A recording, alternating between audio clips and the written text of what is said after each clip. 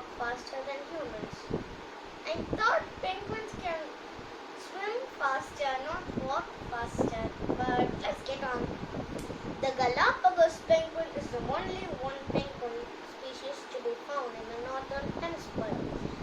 All other species live in Antarctica. Really? Due to a unique eye structure, penguins can see equally well on land and under the sea and are able to save themselves from predators while searching for their food. Wow! Penguins are teethless. Oh! Penguins swim about 4 to 7 miles per hour, but the gentoon is the fastest, which can swim at 22 miles per hour. Emperor penguins are the tallest species, standing nearly 4 feet tall. Really?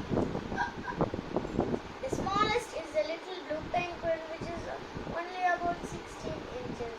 Wow, that is so cute! So, we learned some facts about penguins. Now, this is a book where I found the facts about penguins. This book's title is 365 Facts on Animals and Birds. And you can find it at Amazon. So, this video is now over. I have read you lots of facts about